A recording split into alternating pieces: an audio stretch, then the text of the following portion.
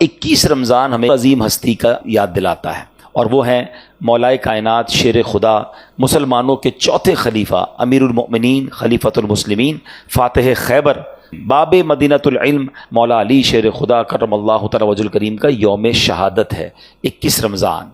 علی المرتضیٰ شیر خدا ہیں کہ ان سے خوش حبیب کبریا ہیں۔ نبی پاک علیہ الصلوۃ والسلام کی ایک حدیث ہے، مولا علی کی شان دیکھیں ہیں، ان کی عبادتیں، ان کا ذکر اپنی جگہ۔ نبی پاک فرماتے ہیں علی کے چہرے کو دیکھنا عبادت ہے، یعنی ان کو دیکھنا، ان کی زیارت کرنا وہ اللہ کی عبادت ہے۔ اللہ اکبر۔ یہ مولا علی کو خصوصی فضیلت حاصل ہوئی ہے۔ ایک بار حضرت ابوبکر صدیق رضی اللہ تعالیٰ کو دیکھا گیا کہ آپ کی عادت تھی کہ آپ مولا علی کو جب بھی دیکھتے ٹک ٹکی باندھ کر دیکھتے، حالانکہ مسلمانوں کے پہلے خلیفہ ہیں سیدنا ابوبکر صدیق، مگر آپس میں پیار کا بھی عالم یہ تھا، اور مولا علی کو جب بھی دیکھتے ٹک ٹکی باندھ کر دیکھتے۔ تو کسی نے پوچھا کہ یہ اس طرح آپ کیوں ان کا دیدار کرتے ہیں؟ تو فرمایا میں نے اپنے آقا سے سنا ہے کہ بے شک علی کے چہرے کو دیکھنا عبادت ہے۔ تو مولا علی کو صحابہ نے دیکھا، تابعین نے دیکھا، یہ تو ان کو شرف حاصل ہوا۔ ہم اللہ سے یہ تو دعا کر سکتے ہیں کہ اللہ کریم ہمیں خواب میں شیر خدا کا دیدار نصیب فرمائے۔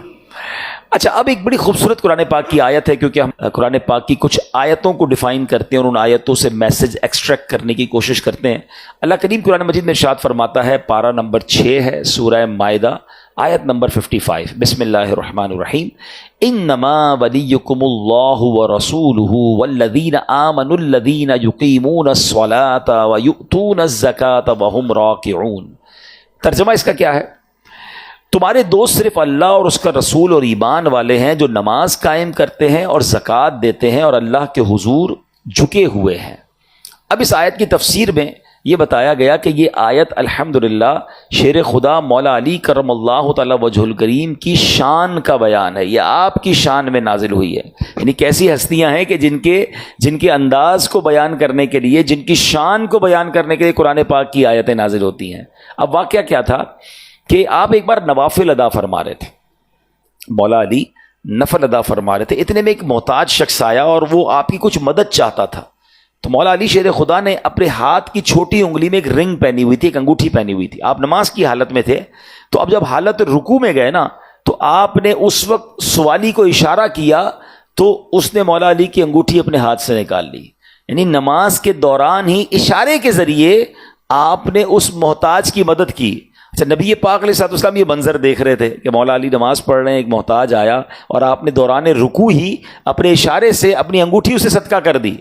اللہ اکبر۔ نبی پاک اس انداز سخاوت سے اتنا خوش ہوئے کہ پیارے آقا علیہ الصلوۃ والسلام نے اللہ کی بارگاہ میں دعا کی کہ اے اللہ، جس طرح حضرت موسیٰ علیہ الصلوۃ والسلام نے دعا کی تھی کہ ان کے بھائی ہارون کو ان کا وزیر بنا دیا جائے، اے اللہ پاک میں تجھ سے دعا کرتا ہوں کہ میرے اہل بیت میں میرے علی کو میرا وزیر بنا دے۔ کیا خوبصورت انداز ہے۔ اچھا، حضرت ابو ذر غفاری رضی اللہ تعالیٰ فرماتے ہیں کہ خدا کی قسم ابھی سرکار دو عالم علیہ الصلوۃ والسلام کے الفاظ پورے بھی نہیں ہوئے تھے کہ حضرت جبرائیل وحی لے کر حاضر ہوئے اور اس وقت یہ آیت کریمہ نازل ہوئے۔ اب دوبارہ آیت سنیے، واقعہ سن لیا نا، سینیریو سمجھ آ گیا کہ کیا ہوا تھا۔ یہ کیسی سخاوت تھی جو رکوع کے دوران کر دی گئی، انتظار نہیں کیا گیا۔ تو اللہ نے قرآن کی آیت نازل فرمایا انما ولیکم اللہ ورسولہ والذین آمنوا، اور تمہارے دوست صرف اللہ اور اس کا رسول اور ایمان والے ہیں۔ وہ کون سے ایمان والے؟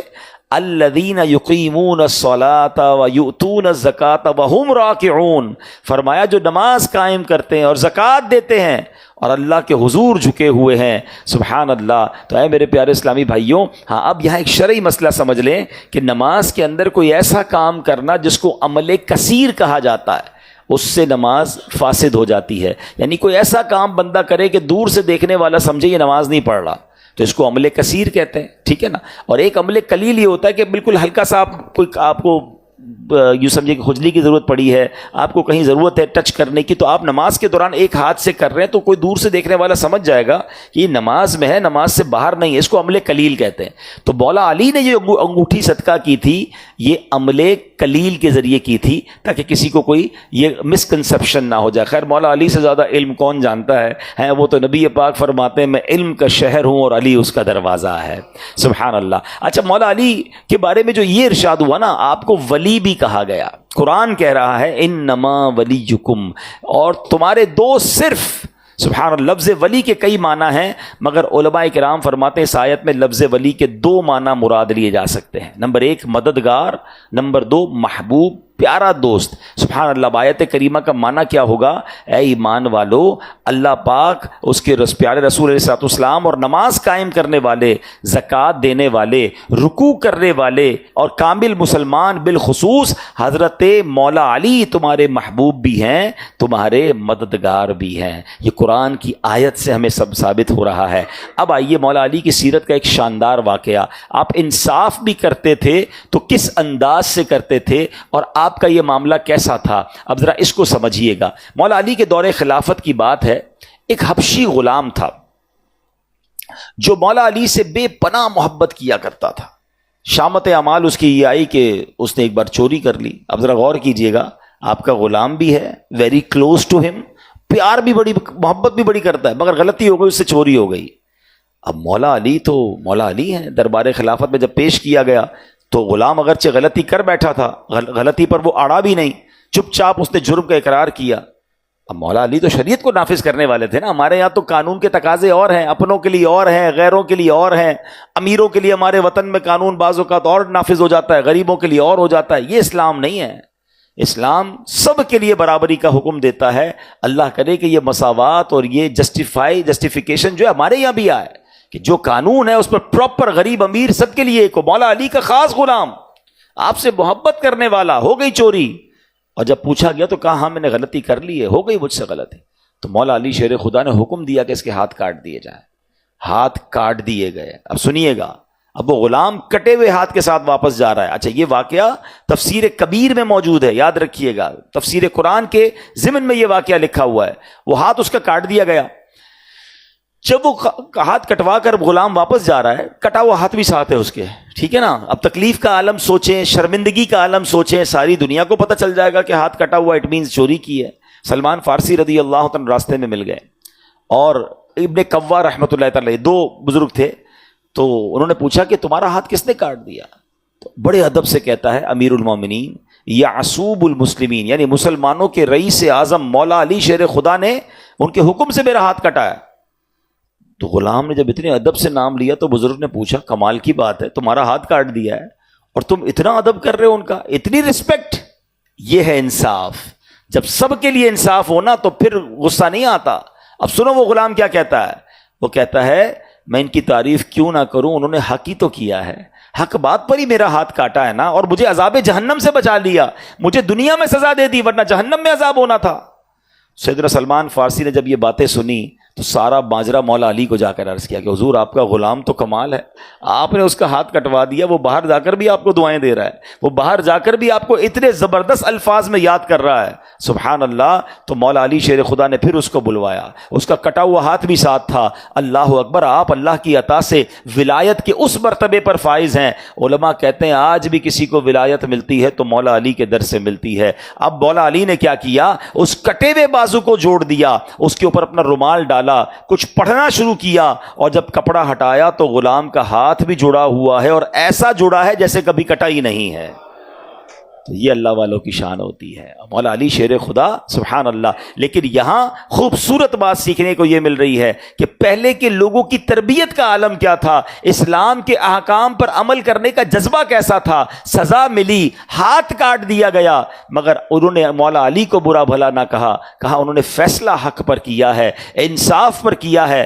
غلطی میری تھی، مجھے یہ سزا ملنی چاہیے تھی. تو یہ اسلام کی خوبصورت مثالیں اس زمانے میں ہوا کرتی کہ غلام بھی اس طرح تربیت یافتہ ہوا کرتے تھے. اور آج کیا ہوتا ہے، آج ہمیں کوئی استاد تھوڑا سا ڈانٹ دے، ہمارا ٹیچر ہمیں کوئی سزا دے دے، آج ہمیں جناب ہماری آفس کے اندر ہماری غلطی پر ہی ہماری تنخواہ کاٹ لی جائے، ہمارے لیٹ آنے پر جناب ہمیں کچھ سرزنش کی جائے، تو الٹا اپنی غلطی ماننے کے بجائے اپنے باس کو، اپنے ٹیچر کو. اب بعض اوقات میں نہیں کہتا سارے پولیس والے ٹھیک ہیں، مگر سارے غلط بھی نہیں ہوتے. اب ہم نے خود جناب ہیلمٹ نہیں پہنا، یا ہم نے خود جناب اپنی گاڑی میں سگنل توڑا، یا ہم نے وہ قانون توڑا جو نہیں توڑنا چاہیے تھا، اب ہمیں روک کر کوئی چالان کرتا ہے یا ہمیں جناب اس کی کوئی پنشمنٹ ہوتی ہے، تو اب جناب اپنی غلطی ماننے کی بجائے جس نے پنش کیا اس کو برا بھلا کہہ رہے ہوتے ہیں، تو یہ طریقہ درست نہیں ہے۔ اور یاد رکھیے، جب تک ہم اپنی غلطی نہیں مانیں گے نا، ہماری عادت بہتر نہیں ہوگی۔ ہم قانون کو ہی برا بھلا کہتے رہتے ہیں۔ اچھا، ہمارے یہاں لوگ کہتے ہیں سبھی تو توڑ رہے ہیں سگنل، سبھی تو غلط کام کر رہے ہیں۔ اگر یہی کرنا ہے تو پھر معاملہ کیسے ٹھیک ہوگا؟ آپ میں سے بہت سارے لوگ انٹرنیشنل ٹریول کرتے ہیں، ارے 1.5-2 گھنٹے کے بعد ملک بدل جاتا ہے، ادھر جائیں تو سارا انداز ہی بدل جاتا ہے۔ رات 3 بجے بھی لوگ سگنل پر کھڑے ہیں، کیوں کھڑے ہیں؟ کہ کیمرہ دیکھ رہا ہے۔ ویسے میں آپ کو ایک اور بات بتاؤں کہ جتنا ہم بیرون ملک میں جا کے قانون کی پاسداری کرتے ہیں نا، کہ کوئی دیکھے نہ دیکھے، کیمرہ دیکھ رہا ہے، جناب ہم نے روڈ کراس دیکھ کے کرنا ہے، ہم نے سگنل کو دیکھ کے کراس کرنا ہے، اسپیڈ لمٹ پہ غور کرنا ہے، کیمرے لگے ہوئے ہیں۔ اس میں ایک آخرت کی یاد بھی ہے، اللہ کرے کہ سمجھ آ جائے۔ کیمرے کی آنکھ سے بچتے ہیں رات کو جب کوئی نہیں دیکھ رہا، کہ یار کیمرہ دیکھ رہا ہے، یہ تصویر کھینچ لے گا نا تو جناب فائن آ جائے گا۔ کاش اکیلے میں گناہ کرتے ہوئے بھی خیال آ جائے کہ اللہ دیکھ رہا ہے۔ ٹھیک ہے، گھر میں کوئی نہیں دیکھ رہا، کمرہ بند ہے، میں جو کر رہا ہوں یہ حرام کام، یہ کوئی نہیں دیکھ رہا، مگر ہر لمحے مجھے رب دیکھ رہا ہے۔ میرے ساتھ کرامن کاتبین فرشتے ہیں۔ آج دنیا کی پینلٹی کے لیے لوگ رات کو 3 بجے روڈ پر کھڑے ہوتے ہیں، سگنل پہ کراس نہیں کرتے۔ بہت سارے ایسے کام ہیں جو دل چاہتا نہیں ہے مگر کر رہے ہوتے ہیں۔ نہیں بھائی، بہت خطرناک پینلٹی لگ جائے گی۔ پاکستان کی بات نہیں کر رہا، ہمارے یہاں تو بہت کچھ لوگ غلط کر رہے ہوتے ہیں، لیکن ان تمام لوگوں کو کاش یہ خیال آ جائے کہ جس طرح تم تنہائی میں بھی قانون کی پکڑ کے خیال سے وہ غلط کام نہیں کر رہے ہو، تو سوچو جب میں اکیلے میں گناہ کرتا ہوں تو رب بھی تو دیکھ رہا ہے نا۔ قانون کو تو کوئی نہ کوئی ڈاج دیا جا سکتا ہے، اللہ کی بارگاہ میں بہانے نہیں چلیں گے، وہاں سب دل کی نیت بھی پتا ہے۔ ہاں، یہاں تو لوگ ہمیں گناہ کرتے دیکھ لیں تو ہم گھما سکتے ہیں کہ بھائی میں کچھ اور کر رہا تھا، آپ کی غلط فہمی تھی، میری نیت کچھ اور تھی۔ وہاں تو دل کے حالات بھی پتا ہے۔ اپنے دل کو بھی صاف رکھیے، اپنی جلوت کو بھی صاف رکھیے، اپنی خلوت کو بھی صاف رکھیے۔ یہ مت سوچئے مجھے کوئی نہیں دیکھ رہا، یہ مت سوچئے میں اس ملک میں نہیں کسی اور ملک میں ہوں، میں جدھر بھی ہوں میرا خالق میرا مالک مجھے دیکھ رہا ہے۔ آگے چلتے ہیں۔ مولا علی شیر خدا کرم اللہ تعالی وجہ الکریم کی بات ہے کہ مولا علی شیر خدا ایک جگہ فرماتے ہیں، مسلم شریف کی حدیث ہے اور خود مولا علی راوی ہیں اس کے، فرماتے ہیں مجھے اس ذات کی قسم جو دانے کو پھاڑتی یعنی دانے سے درخت نکالتی ہے اور جس نے روح کو پیدا کیا، بے شک میرے آقا مدینے والے مصطفیٰ صلی اللہ تعالی علیہ وسلم کا مجھ سے وعدہ ہے، اللہ یحبنی الا مؤمن ولا یبغضنی الا منافق، فرمایا مجھ سے محبت نہیں رکھے گا مگر مومن اور مجھ سے دشمنی نہیں رکھے گا مگر منافق۔ تو پتہ چلا کہ محبت، مولا علی شیر خدا کرم اللہ تعالی وجہ الکریم سے محبت یہ ایمان کی نشانی ہے، اور معاذ اللہ مولا علی کرم اللہ تعالی وجہ الکریم سے بغض یہ منافقت کی نشانی ہے۔ صحابی رسول فرماتے ہیں حضرت جابر رضی اللہ تعالیٰ عنہ کہ صحابہ کرام کے ہاں تو یہ طریقہ تھا کہ کسی کے ایمان یا منافقت کو چیک کرنا ہوتا تھا نا تو بغض علی جانتے تھے، جس کو دیکھتے کہ حضرت مولا علی سے بغض رکھتا ہے جان لیتے کہ یہ منافق ہے۔ یعنی آج کے دور میں بھی ہمیں یہ غور کرنا کہ محبت علی یہ ایمان کی پہچان ہے اور بغض علی یہ منافقت کی پہچان ہے۔ اللہ سے دعا کرتے ہیں کہ اللہ کریم ہمیں مولا علی شیر خدا بلکہ نبی پاک کے پورے خاندان اور تمام صحابہ اور اہل بیت سے ہمیں سچی محبت نصیب فرمائے۔ اچھا اب آگے چلتے ہیں۔ حجۃ الوداع کے واقعہ ہے، نبی پاک علیہ الصلوۃ والسلام کی ظاہری زندگی کا یہ جو آخری حج تھا اس کو حجۃ الوداع کہتے ہیں۔ پیارے آقا حج کی ادائیگی کے بعد مدینہ منورہ تشریف لا رہے تھے، راستے میں ایک جگہ آتی ہے، ایک مقام آتا ہے جس کو غدیر خم کہتے ہیں۔ حضرت برا بن عازب رضی اللہ تعالیٰ عنہ فرماتے ہیں غدیر خم کے مقام پر نبی پاک علیہ الصلوۃ والسلام نے قیام فرمایا، ایک درخت کے سائے میں آپ علیہ الصلوۃ والسلام کے لیے جگہ صاف کی گئی، یہاں آپ علیہ الصلوۃ والسلام نے نماز ظہر ادا فرمائی۔ نماز کے بعد نبی پاک علیہ الصلوۃ والسلام نے صحابہ کو ایک خطاب فرمایا، اب جو خطاب ہے ذرا غور سے سنیے گا۔ آقا فرماتے ہیں الستم تعلمون انی اولا بالمؤمنین من انفسہم، یعنی اے میرے صحابہ کیا تم نہیں جانتے کہ میں مسلمانوں کا ان کی جان سے زیادہ مالک ہوں؟ صحابہ کرام نے عرض کی بلا، یعنی کیوں نہیں یا رسول اللہ صلی اللہ تعالی علیہ وسلم، یقیناً آپ ہماری جانوں سے زیادہ ہمارے مالک ہیں۔ تو اللہ پاک کے نبی رسول ہاشمی صلی اللہ تعالی علیہ وسلم نے دوبارہ فرمایا الستم تعلمون انی اولا بکل مؤمن من نفسہ، کیا تم نہیں جانتے کہ میں ہر مسلمان کا اس کی جان سے زیادہ مالک ہوں؟ صحابہ کرام نے پھر عرض کی بلا یا رسول اللہ کیوں نہیں، آپ ہم میں سے ہر کسی کی جان سے زیادہ ہمارے مالک ہیں۔ اب مالک و مختار نبی رسول ہاشمی صلی اللہ علیہ وسلم نے حسنین کریمین کے بابا جان حضرت مولا علی شیر خدا کرم اللہ تعالی وجہ الکریم کا مبارک ہاتھ اپنے ہاتھ میں لیا اور فرمایا من کنت مولاہ فعلی مولا، جس کا میں مولا ہوں اس کے علی مولا ہے۔ پھر آپ علیہ الصلوۃ والسلام نے دعا کی اللہم والی من والاہ وعادی من عادہ، اے اللہ پاک جو علی سے محبت کرے تو اس سے محبت فرما، جو علی سے دشمنی رکھے تو اس سے دشمنی فرما۔ یہ صاف صاف اعلان نبی پاک علیہ الصلوۃ والسلام نے غدیر خم کے موقع پر فرمایا، جس کا میں مولا اس کے علی مولا ہے، جو علی سے محبت کرے مولا تو ان سے محبت فرما، اور جو ان سے دشمنی رکھے میرے کریم مولا تو ان سے دشمنی فرما۔ شاعر لکھتے ہیں نا، جس کسی کا میں ہوں مولا اس کے مولا ہے علی، جس کسی کا میں ہوں مولا اس کے مولا ہے علی، ہے یہ قول مصطفیٰ مولا علی مشکل کشا۔ سبحان اللہ۔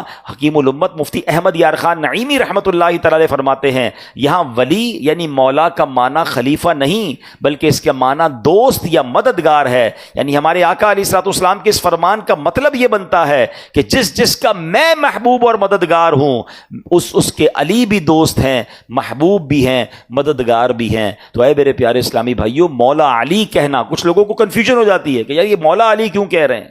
تو مولا علی یہ نبی ہے، یہاں بمانا دوست ہے یا بمانا ولی ہے یا بمانا مددگار ہے، تو یہ سبحان اللہ یہ وہ والا مولا نہیں جو ہم اللہ کو مولا کہہ رہے ہوتے ہیں، ورنہ تو آج بھی ہم لوگوں کو کہتے ہیں نا مولانا صاحب کیا حال ہے، تو آپ نے مولانا تو ایک عام عالم دین کو بھی کہا، تو یہاں یہ مطلب نہیں ہوتا، تو کنفیوز نہیں ہونا چاہیے۔ مولا علی کو جو کہا جاتا ہے مولا علی یہ شیر خدا، یہ حدیث پاک سے ثابت ہے، اور نبی پاک نے فرمایا جس کا میں مولا ہوں اس کے علی مولا ہیں۔ اللہ کریم ہم سب کے دلوں میں مولا علی کی، اہل بیت اطہار کی محبت میں مزید اضافہ فرمائے۔ مولا علی شیر خدا کرم اللہ تعالی وجہ الکریم کی نماز سے محبت کا عالم کیسا تھا اور آپ کس طرح عبادت کیا کرتے تھے۔ ایک مرتبہ مولا علی کی پنڈلی میں تیر لگ گیا، آپ بہت زبردست بہادر تھے، لڑائی جنگ میں شرکت کرتے تھے، غزوے میں شرکت کرتے تھے، تو آپ کی پنڈلی سے تیر نکالا نہیں جا سکتا تھا، تو آپ کے صاحبزادے امام حسن مجتبیٰ نے کہا کہ آپ ایسا کریں کہ اس زمانے میں تو بے ہوشی والا معاملہ تو تھا نہیں، سن کرنے والا یہ بڑی نعمت ہے اللہ کی،